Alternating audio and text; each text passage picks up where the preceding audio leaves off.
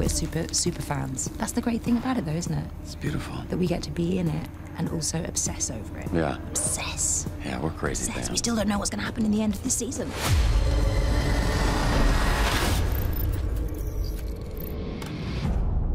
When we last saw Bernard, he was in this tiny little hotel room in the middle of nowhere telling Stubbs to wait up for him as he finally ventured into the Sublime.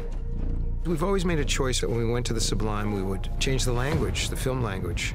It just felt right to be in a different format. Oftentimes when you start a show with the anamorphic aspect ratio, you may not necessarily conscious of it until you start seeing the letterboxing occurring, and it's also a nice subconscious realization for the viewer that they weren't present in our real world. Bernard is kind of living a quantum existence when he comes back from the realm. They're just possibilities bounding on top of possibility, and he's winding his way through all of that. We're trying to continue on what was established in season 3, obviously. But there is an idea that some things have come back. So there's a little bit of this Road Warrior vibe that's kind of showing up. Jeffrey Wright and Luke Hemsworth, the two of them together, is like a riot, because they're kind of just like yin and yang, and they're both so sarcastic and funny and keep it light, but so talented. So your time in robot heaven didn't make you any less elliptical. You need those moments of levity. You need to have a break from the weight and the subject matter of the show, I think, sometimes, because it gets dark and it gets heavy. I think all good drama is funny in parts. And Bernard and Stubbs have had a kind of ironic relationship from the very beginning of our series, because they are both hosts, yes, but on opposite ends of the spectrum of host character. So it's good fun. So loitering in the parking lot of some shitty diner is key to saving the world now. I still can't believe I'm here. And you really are here now. Yeah. Finally, it's taken 7 years to get this one here. And here we are. And this is a big trip down memory lane for me. Super nostalgia to be back on this drag, but instead of whenever the hell we were doing it before, now it's the 1920s. Yeah. And instead of well, it's technically really the Mariposa still. But Spanish for butterfly. Butterfly Club. Yeah. Inside the Butterfly Club, we did decorative screens that have a slight deco Japanese vibe. And so we were just trying to show the historic build of the Butterfly Club now and its roots being the Mariposa and the tea house in Shogun World.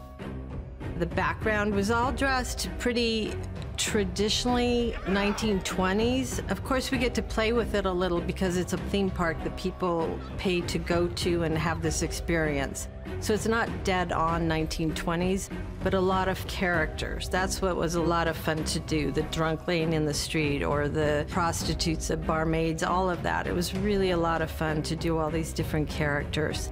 And then in addition to that, we also had our knockoff characters. Do not pick that up. We have similar storylines running that ran from season 1 with Sweetwater. The creators of the show wanted to have them as cheap knockoffs of what we came to know and love from season 1. So we had a knockoff Hector, and we had a knocked off Maeve. We had knocked off Armistice. Armistice, she had a tattoo that was going up her face, so we sort of took that tattoo and did an Art Deco version of that tattoo.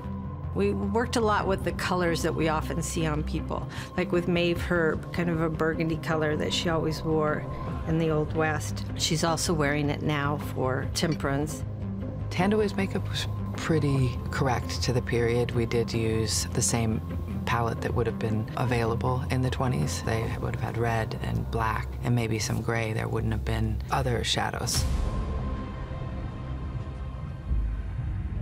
In this season, when we see the black brain matter oozing out, it's from humans. As they go through the different stations, you see one drone host checking the veracity of the parasites in the petri dishes. And in the second chamber, you see the drone host basically mixing those parasites into a canister with black liquid, which is essentially our catalyst to basically speed up the infection. And it also attracts the flies. So it's essentially has hormonal attraction, that the flies come to eat the parasite to become infected. And then it's those flies that attack the humans that essentially transmit the disease. So as we see some of our humans dying and we see the black brain matter, we know that they have been truly infected by this parasite. We love the idea that it's an icon of the show from the beginning. And we love this creepy idea that Hale would use the flies as the sort of very emissary of her plan for control. They seem to like you. The feeling is definitely not mutual. I never thought in my career that I would be designing sets to allow for fly access, but there's always a first. This is just various pieces of the Fly Lab scanned, and we'll be adding water. Gives us geometry and information that we need to use. When we had our compartments with the canisters and the flies where Caleb kind of goes to the aquarium and sees them, we did have to have kind of like special wilding access ports that you could quickly open, put the flies in, and quickly shut without escape. This won't take long, Daddy. As far as Frankie's face opening up this season, I've always thought that that's one of the, Westworld really cool effects. And every season it becomes more of a, how do we make it better and how do we make it look better?